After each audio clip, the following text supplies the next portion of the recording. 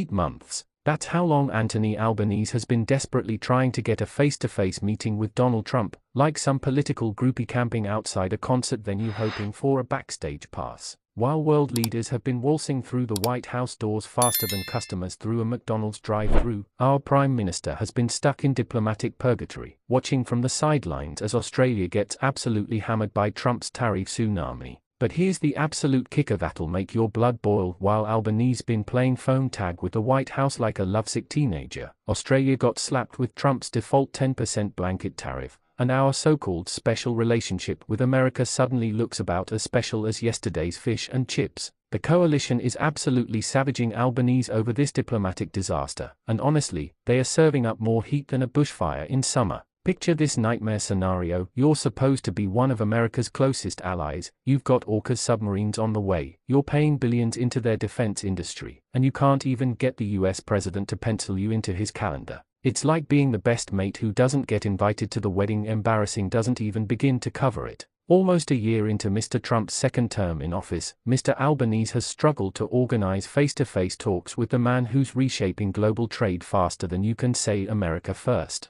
While our PM's been sending friendly text messages and making polite phone calls, Trump's been bulldozing through international agreements like they are made of tissue paper, and Australia's been caught in the crossfire without any diplomatic shield. The coalition's absolutely loving this train wreck, and who can blame them? Peter Dutton's probably practicing his "I told you so" speech in the mirror every morning, because this is exactly the kind of foreign policy failure that opposition leaders dream about. They are hammering Albanese with claims that Australia's missing out on critical tariff exemptions that other countries have managed to secure, and the evidence is starting to stack up like newspapers in a hoarder's house. Here's where it gets really ugly for Labour. After Trump announced a 100% tariff on films produced outside the United States, as early as the 6th of May 2025, the Australian government called the tariffs unjustified. But calling something unjustified and actually doing something about it are two completely different things. It's like complaining about the rain while standing outside without an umbrella. You're getting soaked either way.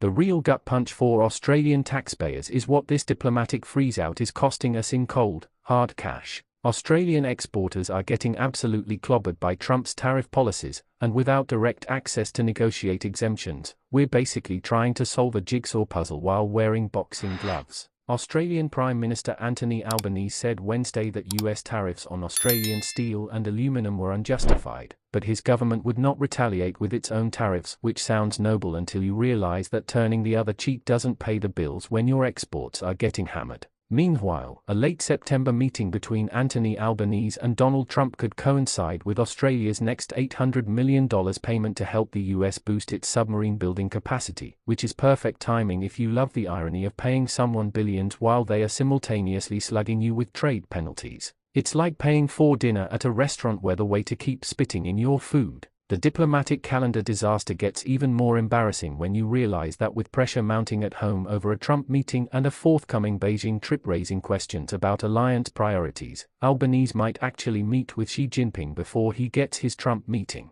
Imagine explaining to your American allies that you had time for China but couldn't squeeze them into your schedule. That's the kind of optics nightmare that ends political careers. But here's the part that should make every Australian taxpayer see red. While our PM's been playing diplomatic hide-and-seek, countries like Canada, Mexico, and even traditional rivals have been securing meetings, negotiating deals, and protecting their economic interests. We're not just missing out on photo opportunities, we're missing out on the kind of high-level negotiations that determine whether Australian businesses sink or swim in the global marketplace. The coalition's attack strategy is surgical in its precision. They are not just criticizing Albanese's failure to secure the meeting, they are painting a picture of an Australian government that's completely out of its depth in dealing with Trump's transactional style of politics. While other world leaders adapted to Trump's unconventional approach, our government apparently decided to stick with the same old diplomatic playbook that worked with previous presidents. A fourth phone call shared by Anthony Albanese and Donald Trump is being flagged as a step towards an in-person meeting, but 4 phone calls to arrange one meeting? That's not diplomatic engagement, that's diplomatic desperation. It's like needing 4 attempts to ask someone out on a date. By the time you succeed, everyone's already moved on. The economic implications are staggering when you really dive into the numbers. Australian businesses are facing uncertainty about their American market access while our government plays diplomatic catch-up. Every day without direct access to Trump's inner circle is another day that Australian interests get overlooked in favor of countries whose leaders actually showed up to the party on time. What makes this situation even more infuriating is that Australia has legitimate bargaining chips that should guarantee us a seat at the table. We're buying American submarines, hosting American bases, sharing intelligence, and supporting American strategic interests in the Pacific. Yet somehow, we can't even get a meeting confirmation without it becoming a months-long ordeal that dominates news cycles. The real tragedy is that this diplomatic dysfunction reflects deeper problems with Labour's foreign policy approach. While Trump operates like a business executive who values direct relationships and personal chemistry, our government's been treating international diplomacy like a university seminar where everyone follows the rules and waits their turn to speak. That approach might work in Canberra, but it's failing spectacularly in Washington. Conservative opposition leader Peter Dutton has been hurt by his ties to Trump, whose actions have sent Australians' trust in the United States plummeting to a two-decade low, which creates an interesting political dynamic where both major parties are struggling to navigate the Trump phenomenon, but at least Dutton's not the one currently responsible for managing the relationship. The September meeting possibility offers a glimmer of hope, but the damage to Australia's diplomatic credibility has already been done. When it takes 8 months for one of America's closest allies to secure a bilateral meeting, it sends a signal to every other country about where Australia really stands in the global pecking order. We've gone from being a reliable partner to being an afterthought, and that's not a position any proud Australian should accept. The tariff situation adds insult to injury because it demonstrates the real-world consequences of diplomatic failure. The world economy, and Australians, will be affected by Trump's latest round of tariffs, but countries with stronger bilateral relationships have been able to negotiate exemptions or modifications that protect their key industries.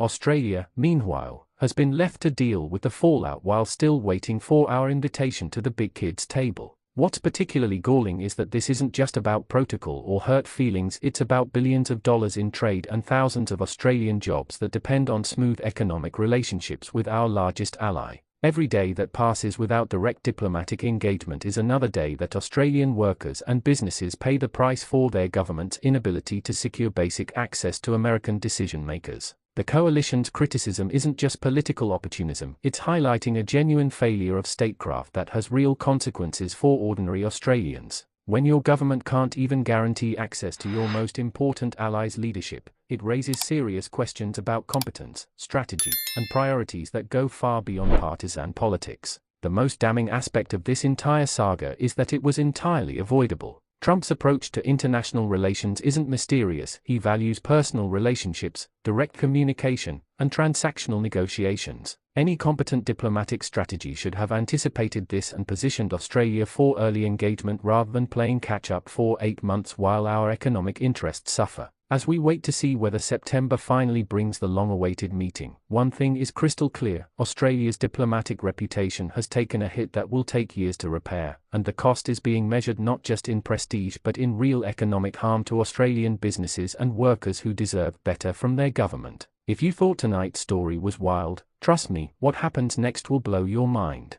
So don't stop now. Click on the video right here on your screen to continue the chaos, the drama, and the inside scoop only we deliver. And if you haven't already, hit that subscribe button, give this video a like, and join the Australian News CC family where the real stories come to life. See you in the next one.